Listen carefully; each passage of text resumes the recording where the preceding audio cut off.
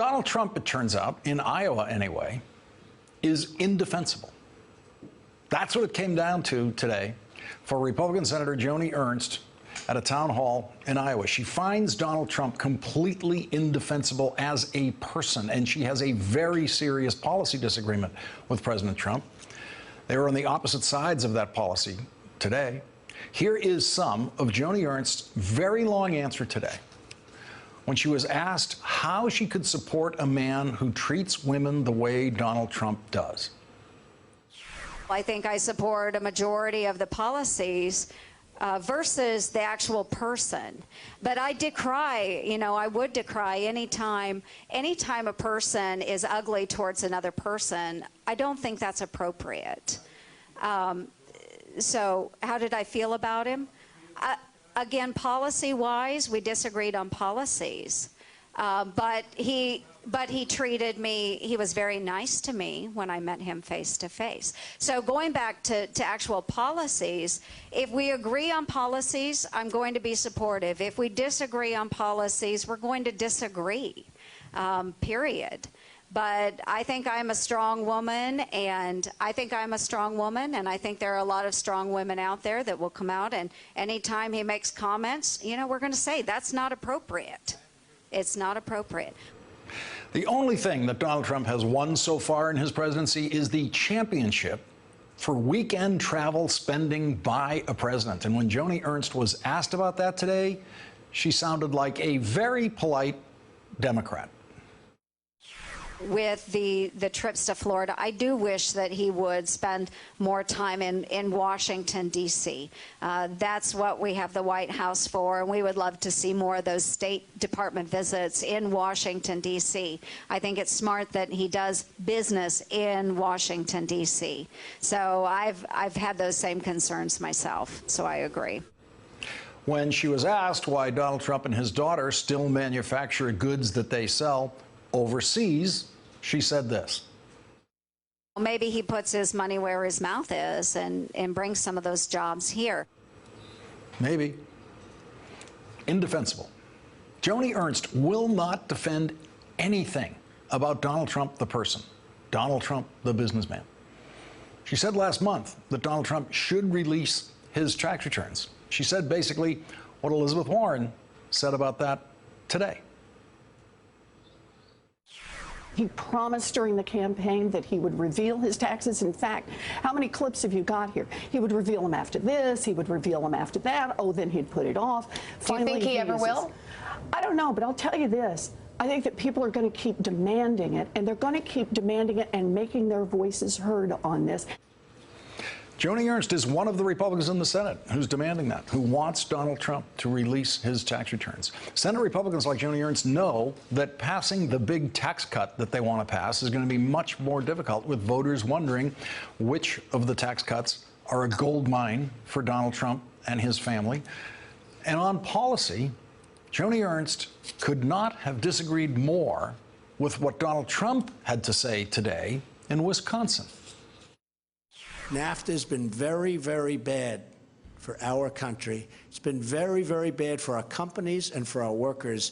And we're going to make some very big changes, or we are going to get rid of NAFTA for once and for all. Cannot continue like this, believe me. Joni Ernst and most people in Iowa want NAFTA to continue exactly like this. Why? In Iowa, the answer is always corn. Corn is king, and Mexico loves Iowa corn. Mexico imported 13.8 million tons of American corn last year.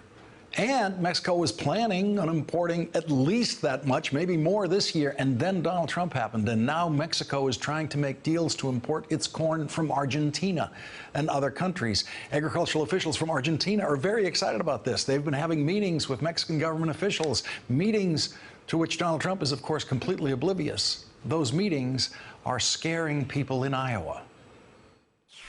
My concerns is with NAFTA, and what's your feelings with that and how to continue with that? For NAFTA, actually, Iowa has benefited a lot because of our commodities. Perhaps we could do some tweaks and renegotiation with NAFTA, but we certainly want to protect our Iowa interests and make sure that we are exporting the commodities that we are raising on our farms.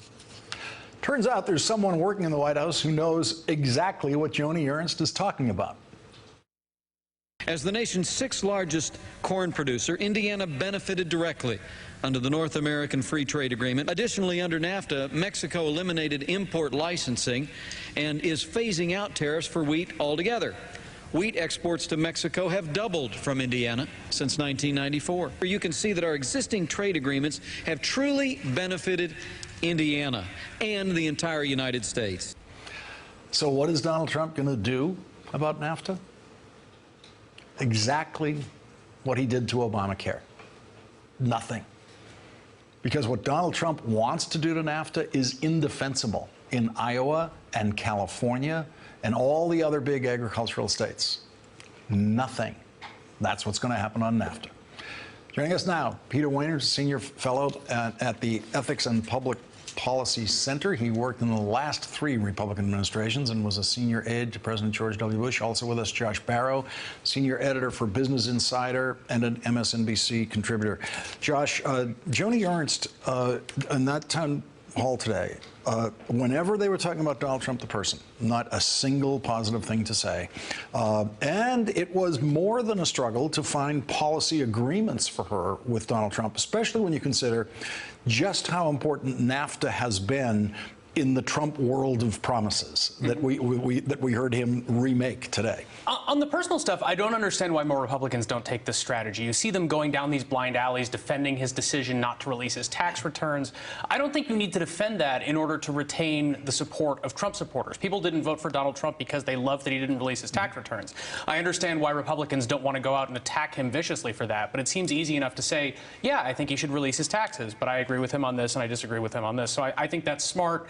And it also reflects, you know, she's had a longstanding practice of keeping the president at arm's length. You may remember she was being considered as a possible running mate for him. She then withdrew herself from consideration for that. When they were looking at vice presidential possibilities, she was one of the people who said, no, thank you. Mm-hmm. Yeah, and she was the only woman on that list. Yeah. So I think she has realized that, you know, Trump did well in Iowa. She shouldn't be attacking Trump, but she is able to keep him at arm's length.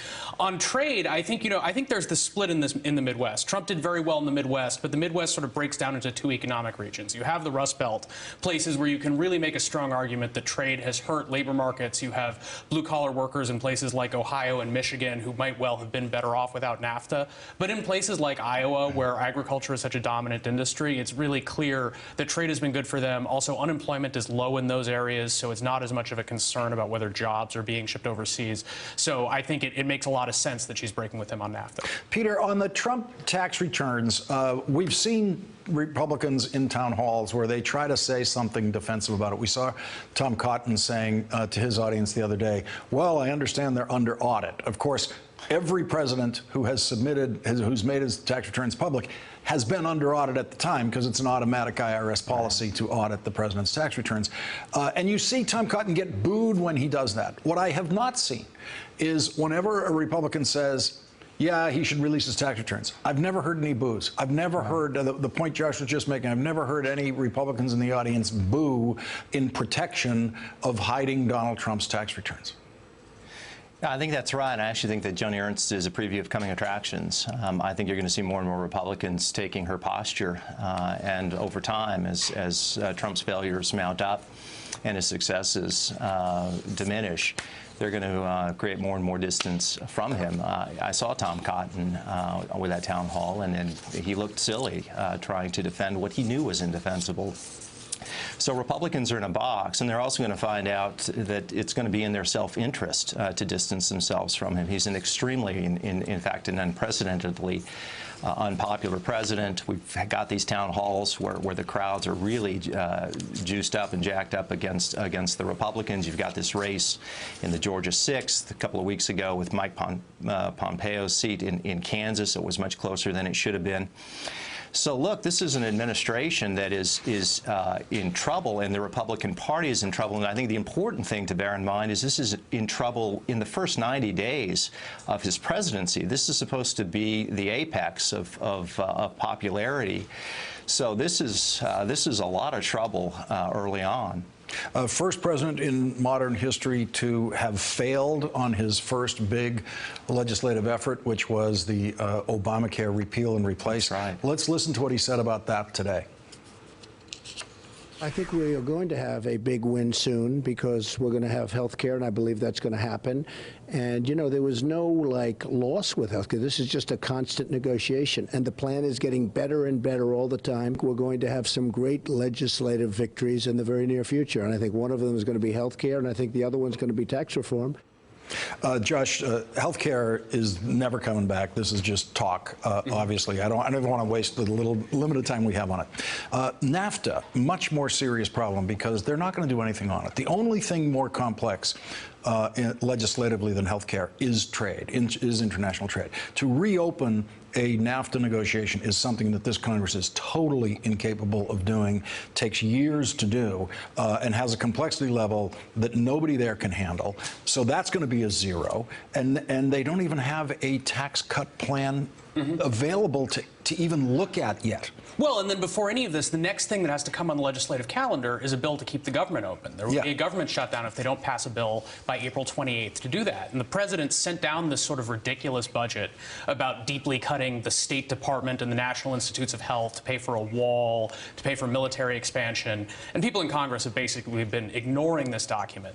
The spending bill that comes through is going to have to get 60 votes in the Senate, which means Democrats will have to agree to it, which means any increase in military spending will have to come with increases in domestic spending, not cuts in domestic spending. So the bill that comes out there is going to be a total defeat for the president on policy, assuming that Paul Ryan is able to get any bill at all out of the House of Representatives.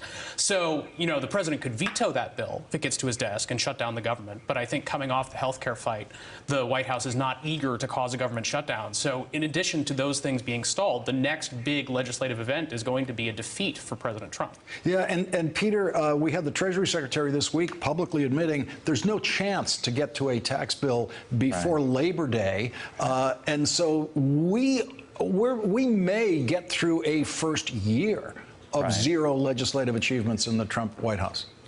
Yeah, and that underscores what I think is the most serious problem with the Trump administration so far, which is it is just stunningly inept and incompetent. I mean, we've never seen anything like this. These guys can't govern their way out of a paper bag. We've really gone from reality television to reality. You know, and Trump got away with a lot of promises and a lot of words during the campaign. But in the end, when you're president, you can't do that. In the end, reality matters. You can't escape it. You can try and outrun it for a while, but sooner or later, it catches up to you. And reality is catching up to Donald Trump, and it will catch up to the Republicans as well. They're in a real jam, and they have no idea, I don't think, how to get out of this. They've, as you said, their main, really his marquee legislation was a belly flop. And tax reform is tougher than repealing Obamacare and replacing it. Josh Barro, Peter Wehner. Peter, you tried to warn your fellow Republicans about this during the campaign. You tried to describe reality, but here we are. Thank you very much for joining us again tonight, Peter. Really appreciate it. Thanks so much. Hey there, I'm Chris Hayes from MSNBC. Thanks for watching MSNBC on YouTube. If you want to keep up to date with the videos we're putting out, you can click subscribe just below me, or click over on this list to see lots of other great videos.